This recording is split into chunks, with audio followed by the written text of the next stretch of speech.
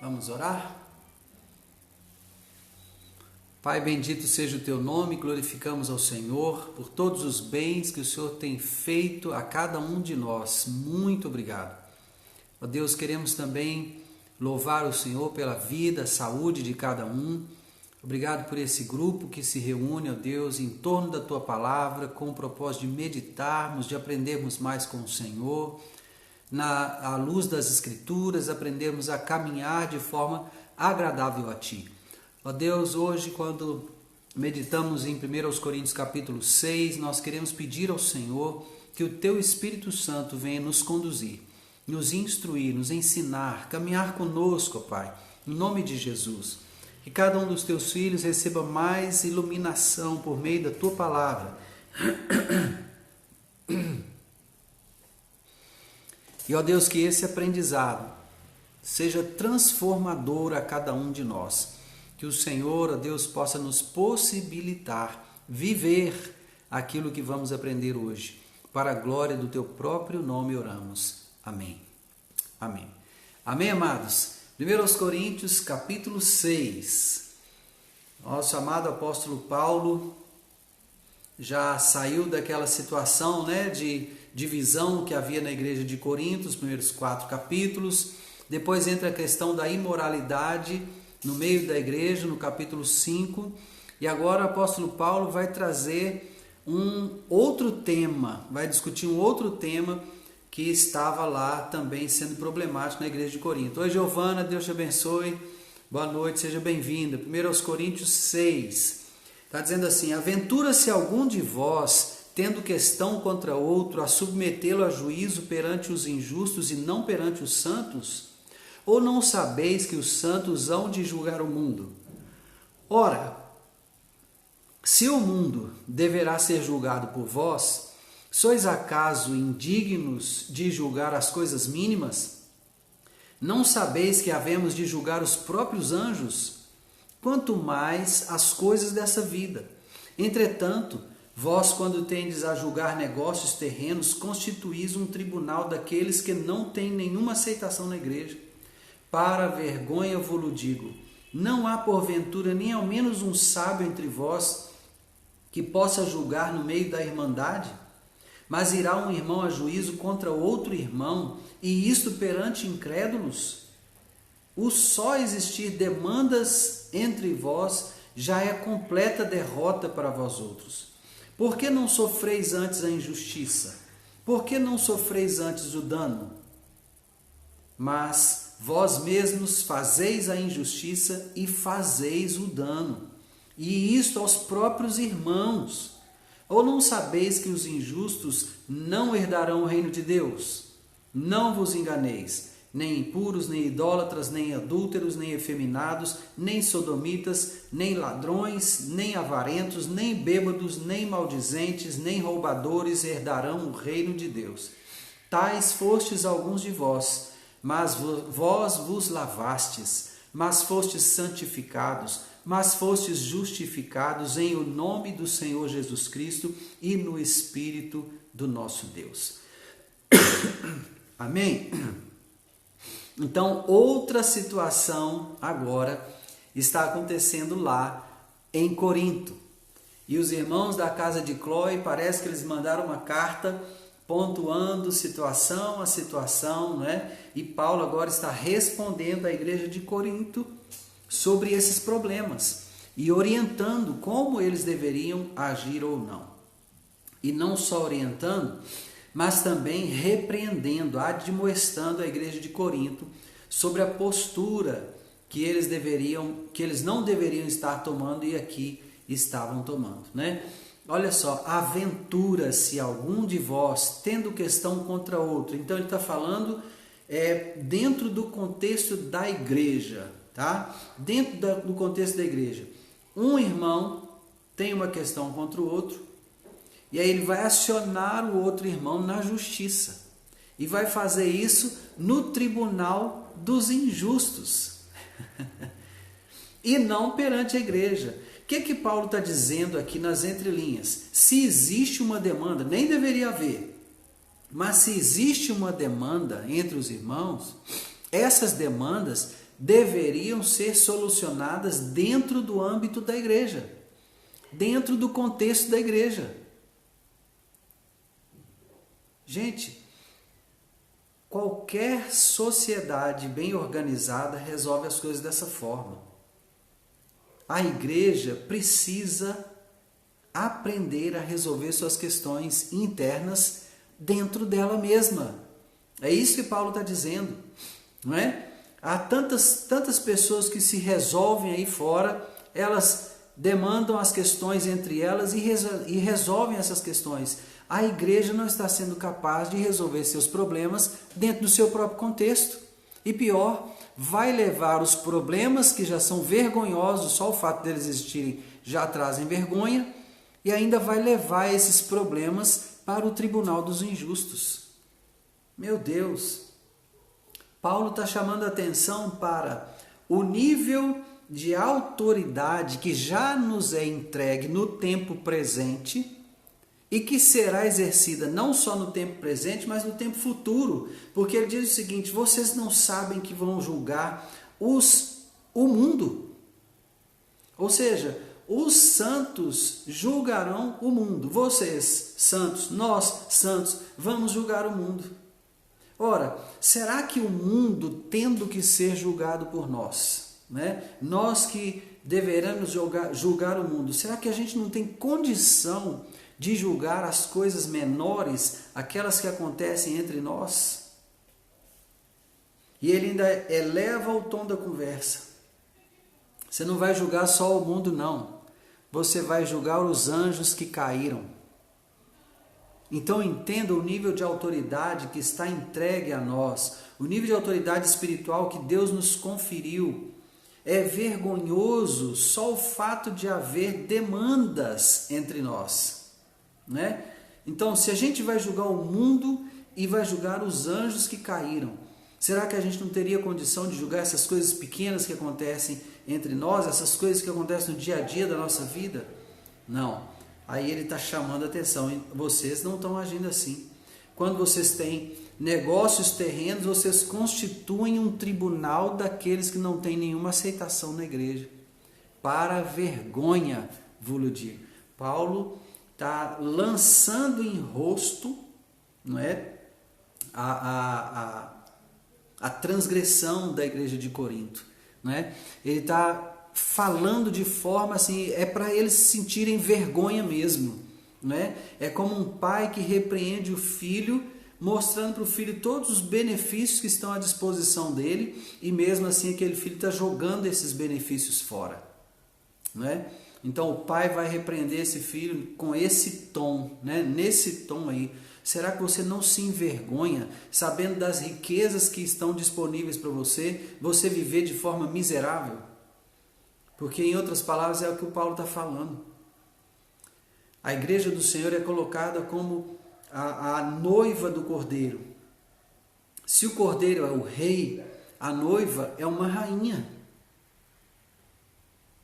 E apesar dessa posição espiritual, apesar desse lugar em que o noivo coloca a sua noiva, ela prefere agir como uma miserável. Então, amados, é um tema, mais uma vez, um tema, vamos dizer assim, sensível, que Paulo está abordando aqui com a igreja, né? A imoralidade na live anterior, né? No capítulo 5, agora essa questão da imaturidade espiritual para lidar com problemas simples, né? Problemas simples, né? Então, ele ainda fala, será que não tem no meio de vocês nenhum sábio, um só, que pudesse julgar no meio da irmandade? Não tem um. Mas será que um irmão tem que ir a juízo contra o outro, e isso ainda perante incrédulos? Não é possível. Só o fato de existir essas demandas entre vocês já é completa derrota. Aí ele vai chamar para o sermão de Jesus. Sim, bem atual, irmão, verdade, bem atual. Aí Paulo vai apontar para o sermão de Jesus. Se alguém te chamar para andar com ele 1 milha, vá 2. Se alguém te pedir a túnica, dê também a capa. Olha aqui Paulo chamando para o sermão de Jesus, presta atenção. Por que não sofreis antes a injustiça? Por que não sofreis antes o dano? Tá vendo? Gente, Paulo, ele esteve assentado com Jesus aprendendo muita coisa nas regiões celestiais. Quando Paulo esteve com Jesus no terceiro céu, meu Deus do céu, eu tenho a impressão assim que, claro, na eternidade, né, o tempo não existe. Não existe tempo. Tempo existe no nosso mundo, no nosso contexto, né? Esse tempo que fica dizendo que está na hora de fazer isso, está na hora de fazer aquilo, está na hora de parar com isso, está na hora de parar com aquilo, já deu hora de completar isso, deu hora de completar aquilo, né? Isso é no nosso contexto. Quando Paulo sai desse contexto e sobe para o terceiro céu, o tempo deixa de existir para ele. Eu não sei contabilizar quanto ensino Paulo recebeu de Jesus. Eu não faço ideia, mas aqui no meu espírito fica um sentimento assim de que Jesus repassou o Velho Testamento todo com o Paulo, repassou a Torá, né? Falando, Paulo, você lembra daquilo que você aprendeu lá? Você era fariseu, você foi um homem zeloso pela justiça, agora você aprendeu a letra, eu vou te ensinar a substância. E aí Paulo vem daquele encontro com Jesus extasiado, sem condições de falar algumas coisas, ele mesmo declara isso, né?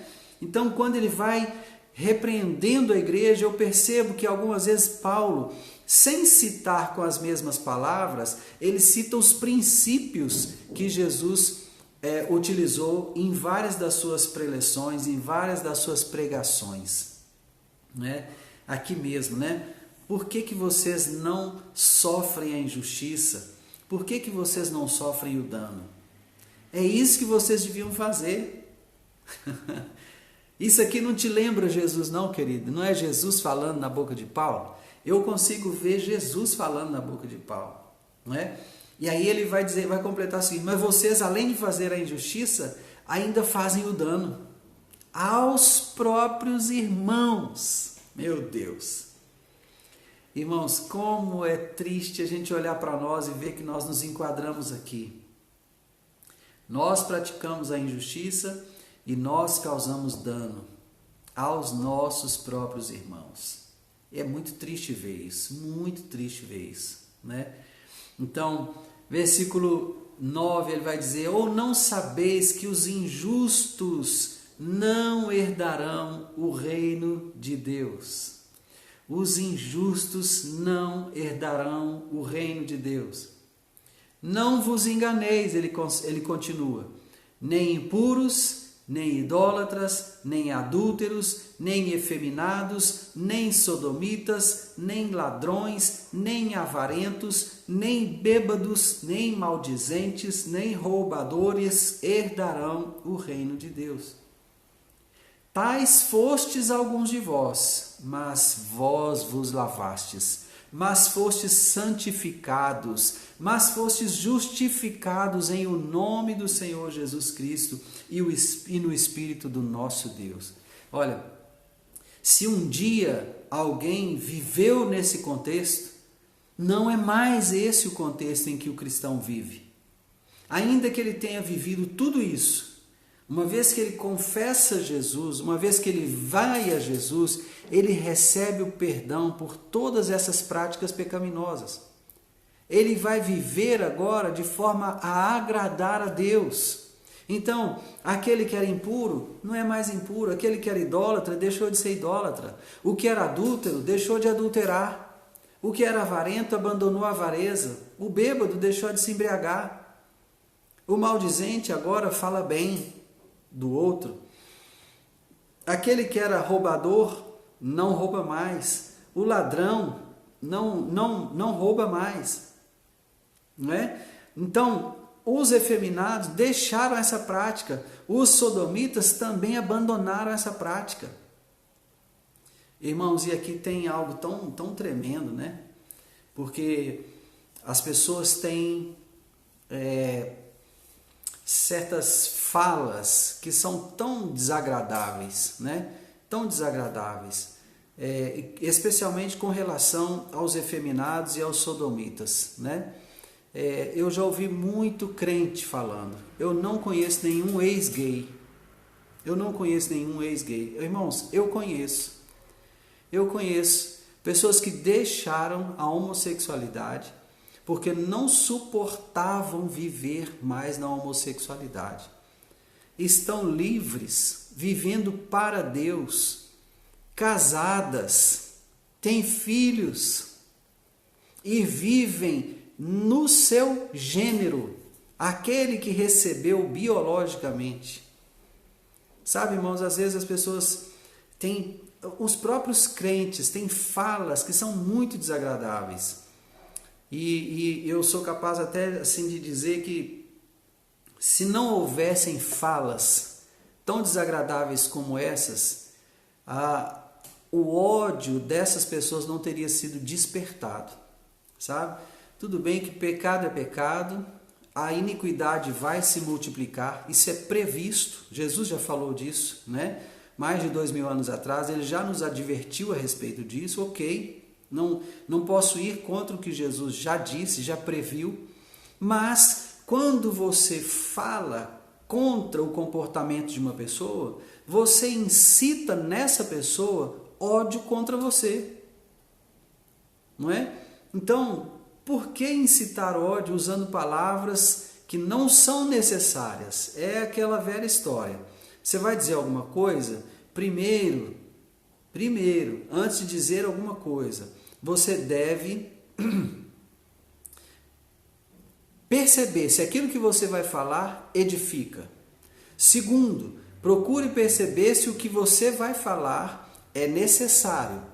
Depois, tente receber entendimento se o que você vai falar, edifica, é necessário e é verdade. Sabe? Às vezes porque não passamos por esses três crivos aqui, não é? As palavras que liberamos, às vezes, elas machucam pessoas sem necessidade alguma, não é? Então, eu não vou amar o pecado, mas o pecador, esse tem que ser amado. Esse tem que ser buscado para a presença do Pai, de volta para o abrigo. Oi Priscila, boa noite, seja bem-vinda. Bruno, Deus te abençoe, seja bem-vinda. Pergunta da Adriana. Pastor, ele cita o injusto no sentido da igreja, comparando com o pecado igual aos impuros, adúlteros, idólatras, etc. Como se ele estivesse dizendo, irmãos, cuidado com suas palavras, pois isso é pecado também. Muito lindo.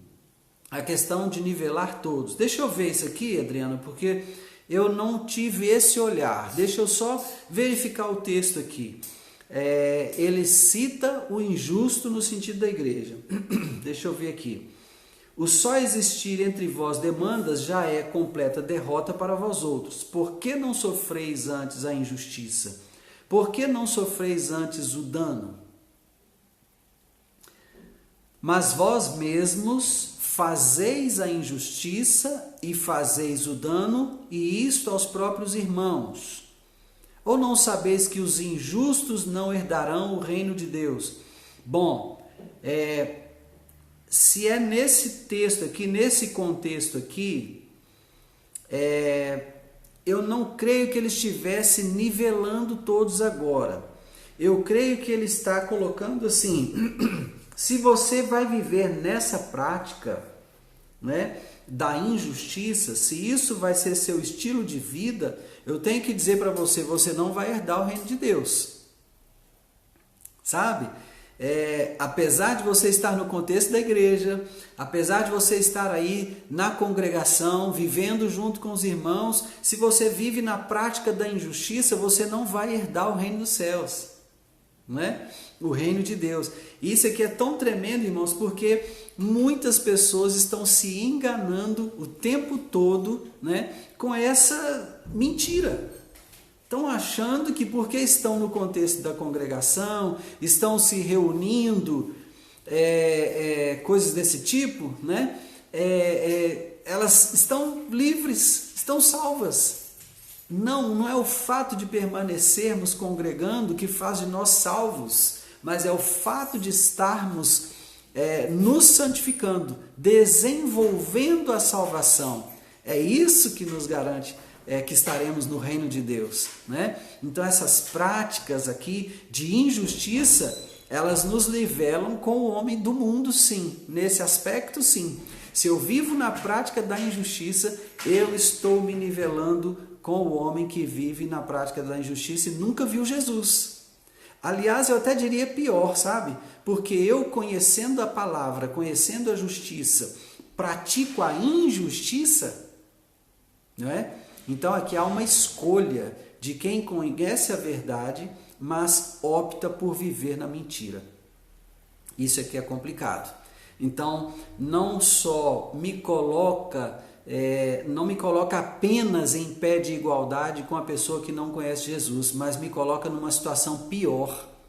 Porque eu, tendo conhecido Jesus, escolhi praticar a injustiça, né? Então ele alerta, toma cuidado. Não se engane, né? Você, injusto, o injusto não herdará o reino de Deus, nem os impuros, nem os idólatras, nem os adúlteros, nem os efeminados, nem os sodomitas, nem ladrões, nem avarentos, nem bêbados, nem maldizentes, nem roubadores herdarão o reino de Deus. Mas ele diz assim, vocês já viveram isso. Isso agora deveria ser passado, né? Amém? Glória a Deus. Então ele está dizendo, isso deveria ser passado na vida de vocês. Vocês já foram assim, mas hoje não. Hoje vocês estão lavados no sangue do Cordeiro. Vocês foram santificados. E aí quando ele fala fostes santificados, é a santificação imediata. Fostes justificados, a justificação imediata. Não é? Nós devemos nos lembrar, né, da diferença que existe entre santificação imediata e a santificação processual, né? A justificação imediata e a justificação processual. Ou seja, quando eu conheço Jesus, vou a Ele, arrependido dos meus pecados, confesso a Ele meus pecados, recebo perdão. Fui imediatamente justificado e santificado. Ponto. Da agora para frente, eu vou desenvolver a salvação. Ou seja, enquanto desenvolvo a salvação, eu estou mantendo um nível de santidade e me mantendo justo diante do Senhor, né? E isso só é possível por meio da graça, só por meio da graça, que é a habilidade que Deus nos dá para vivermos de forma agradável a Ele. Amém? Então, ele vai prosseguir no versículo 12. Olha aqui que interessante. Todas as coisas me são lícitas, mas nem todas convêm. Todas as coisas me são lícitas, mas eu não me deixarei dominar por nenhuma delas. Os alimentos são para o estômago e o estômago para os alimentos, mas Deus destruirá tanto estes como aquele. Porém, o corpo não é para a impureza, mas para o Senhor, e o Senhor para o corpo. Deus ressuscitou o Senhor e também nos ressuscitará a nós pelo seu poder. Não sabeis que os vossos corpos são membros de Cristo? E eu, porventura, tomaria os membros de Cristo e os faria membros de meretriz? Absolutamente não. Ou não sabeis que o homem que se une à prostituta forma um só corpo com ela? Porque como se diz, serão os dois uma só carne.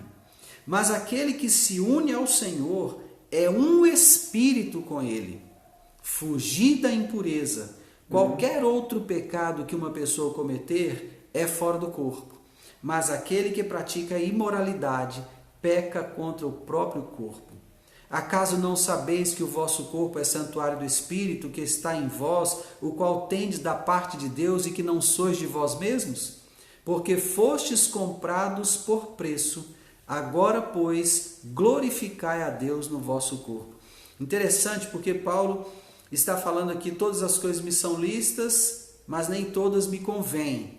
Mas ele está dando continuidade ao que ele vinha falando antes, não é? Ele está falando exatamente daqueles que não herdarão o reino, os injustos, os impuros, os idólatras, etc. Né? Todos aqueles que nós citamos aqui, versículos 9 e 10.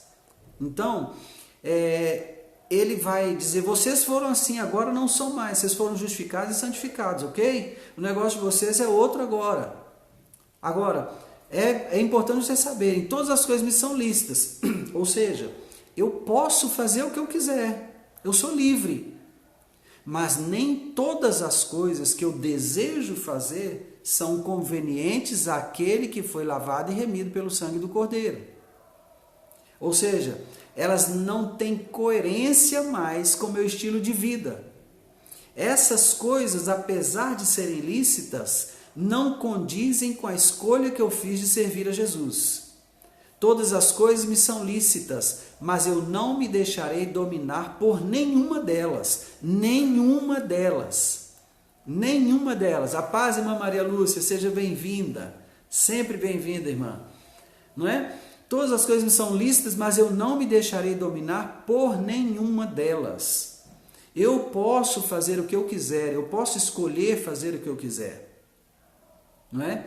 Mas, primeiro, eu não vou fazer o que não me é conveniente. Segundo, não vou me deixar dominar pelo desejo, pela concupiscência, pela vontade. Pelo contrário, eu vou sempre quebrar a minha vontade. Quando a minha vontade estiver muito forte a respeito de alguma coisa, essa é a boa hora para quebrar a vontade. Sabe? Sabe aquele dia que você está falando assim, nossa, eu estou fissurada por um pudim. Esse é o dia de não comer pudim. Sabe? É mais ou menos isso, só para você entender. O dia certo de quebrar a sua vontade é o dia que a sua vontade está bem forte. Sabe? E assim você fortalece seu espírito, dizendo para a sua carne, você está debaixo de disciplina. Você não faz o que deseja, você faz o que eu permito. Não é? Porque eu sou guiado pelo Espírito de Deus, eu sou governado pelo Espírito de Deus. E se eu sou guiado e governado pelo Espírito de Deus, a carne não pode governar. Passou esse tempo. Não é? Então é isso que ele está dizendo. Todas as coisas me são lícitas, mas eu não me deixarei dominar por nenhuma delas, seja qual delas for. Então ele toca nas questões dos alimentos. O alimento é para o estômago e o estômago para os alimentos. Mas Deus destruirá tanto o estômago como os alimentos. Porém, o corpo não é para a impureza, mas para o Senhor. E o Senhor para o corpo. Gente, isso aqui é forte. Isso aqui é forte. O corpo não é para a impureza, mas para o Senhor. E o Senhor é para o corpo. Meu Deus, só a consciência disso aqui me faria viver de forma mais saudável. Só a consciência disso aqui. O corpo não é para a impureza, mas para o Senhor. Paulo vai aplicar isso aqui no sentido assim de preservar o corpo do contato com as prostituições, né? Ele vai falar disso aqui de forma bem clara. Mas, se você tomar esse texto aqui, o corpo, versículo 13, porém o corpo não é para a impureza, mas para o Senhor, e o Senhor para o corpo, existe tantas outras impurezas, né, que nós poderíamos citar aqui, e aí eu poderia aplicar isso aqui, né, de outra forma. Mas a palavra impureza aqui, na verdade, a palavra grega para impureza aqui é a palavra porneia mesmo, que está ligada a relações sexuais ilícitas, de todas as formas, seja o adultério, seja a fornicação, seja a homossexualidade, o lesbianismo, relação sexual com animais, que é outra coisa horrorosa, né, que é a bestialidade, enfim, relação com parentes próximos, o incesto. E assim por diante, né? Então a palavra aqui para impureza é porneia, a palavra grega é porneia, né? Essa situação aqui ela é específica. Paulo está tratando de impureza sexual mesmo, ele está tratando de imoralidade. Mas nós poderíamos aplicar isso aqui a tantas outras impurezas, porque se o corpo não é para a impureza, tudo aquilo que eu trago para o meu corpo e que é impuro, contamina o santuário de Deus. Entende isso? Então, se algo faz mal à minha saúde, não importa o que seja, e eu estou trazendo isso para o meu corpo, eu estou contaminando o santuário de Deus. Esse corpo é para o Senhor.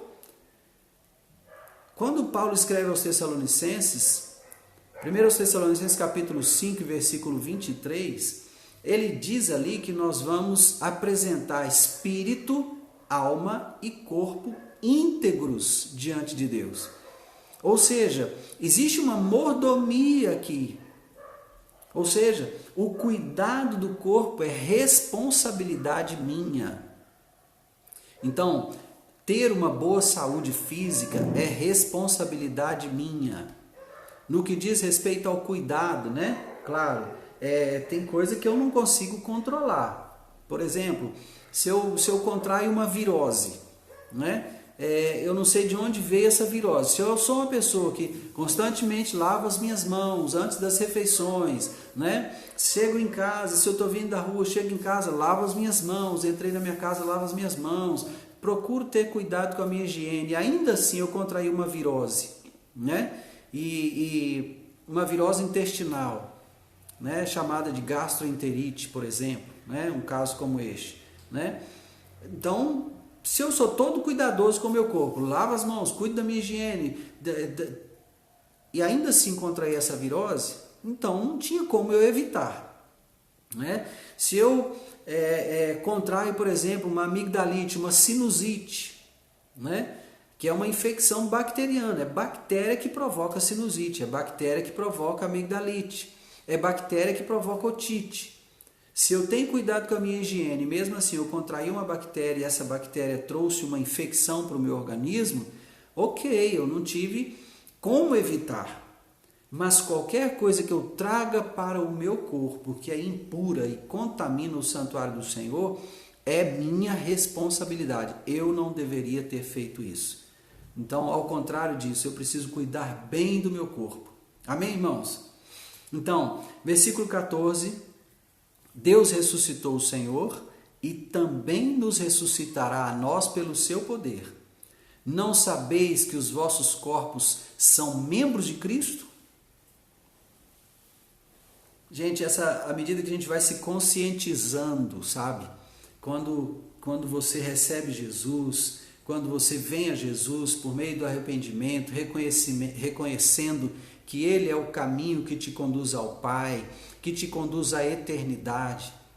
Quando você vai estudando a palavra, tendo contato com a palavra de Deus e observando coisas simples como essas aqui, parece simples, né? Mas o seu corpo é para o Senhor, né? O seu corpo é membro de Cristo. Você vai tomando consciência dessas coisas, querido. Aquela sensação de pertencimento aumenta, sabe? E aumenta muito. Essa sensação de pertencer a Deus, de pertencer a Cristo. Eu não sou meu, eu não me pertenço. Esse corpo não é meu, ele pertence a Cristo. Sabe? Essa consciência tem que estar em nós, irmãos. Ela tem que estar em nós. E aí ele vai dizer, eu porventura tomaria os membros de Cristo, preste atenção como Paulo aborda esse tema. Eu porventura tomaria os membros de Cristo e os faria membros de meretriz? Meu Deus.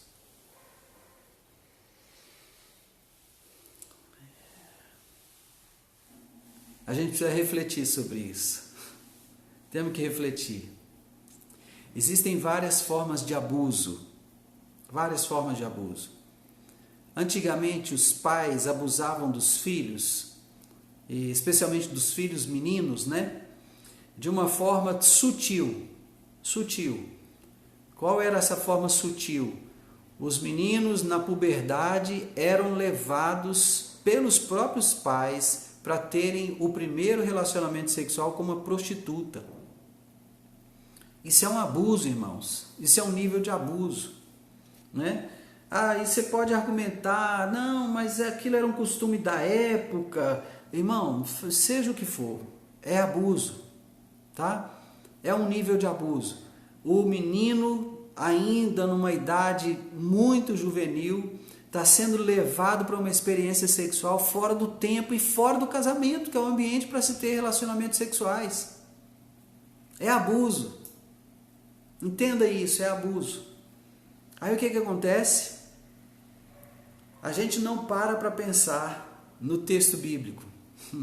Quando você fala assim, quando Paulo fala, eu porventura tomaria os membros de Cristo e os faria membros de meretriz? Absolutamente não. O que ele está dizendo aqui, irmãos, é algo profundo que eu gostaria que você pensasse. É como se ele estivesse tomando Jesus, né? E levando Jesus para o contato sexual com uma meretriz, com uma prostituta. Além de sermos de Cristo no santuário dele, já é forte. Se todos tivessem a consciência que o outro também não existia tanta falta de respeito ou violência ou outras coisas mais. Concorda, Adriana? Concordo, é verdade.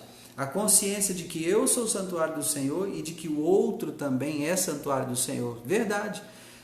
Se você olhar o decálogo, os 10 mandamentos, você vai perceber, quando Jesus resume a lei em 2 mandamentos, amarás a Deus sobre todas as coisas e ao próximo como a ti mesmo, isso aqui resume de fato a lei.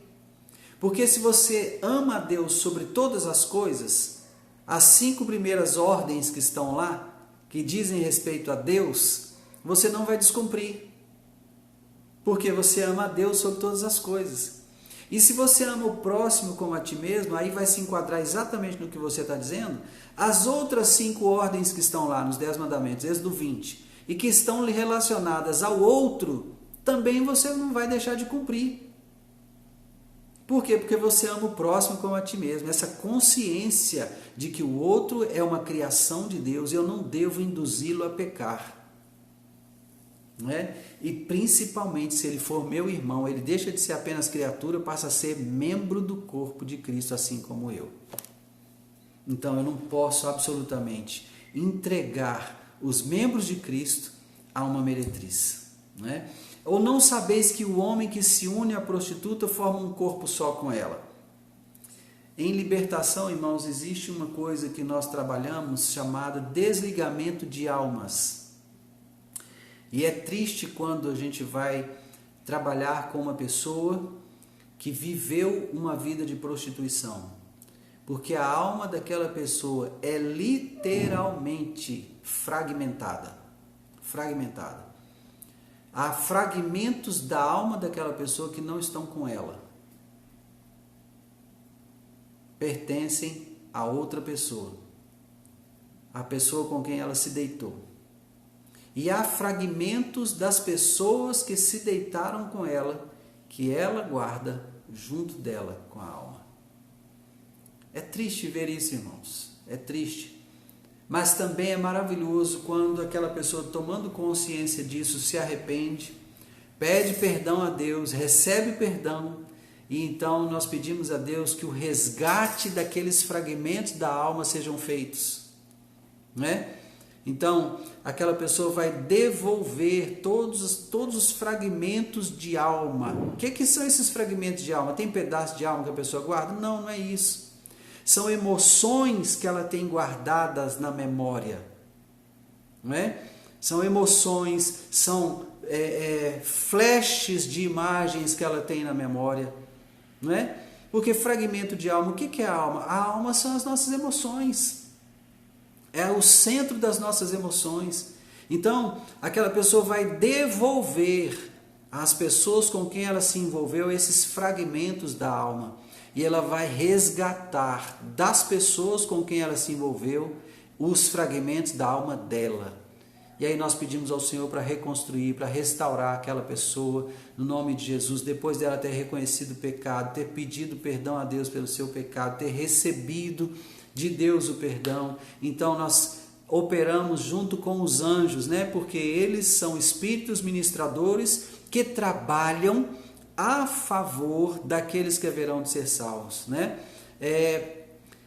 Essa cura é imediata ou um processo? Bom, Depende da situação. Tem situações em que Deus opera imediatamente, a pessoa fica plenamente restaurada imediatamente.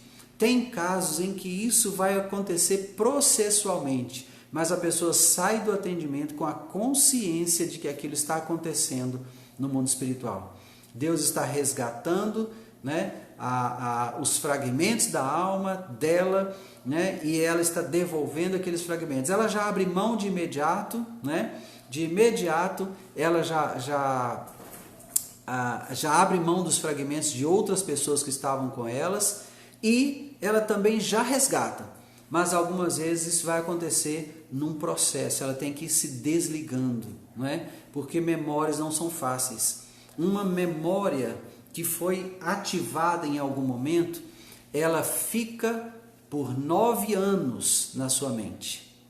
Cada vez que ela for ativada outra vez, são outros 9 anos para que ela se apague. Então não é um processo fácil, né? Mas Deus algumas vezes simplesmente limpa, não é? Então nós sempre oramos para que Deus limpe imediatamente, mas haverá sempre casos em que isso vai ser num processo, amém?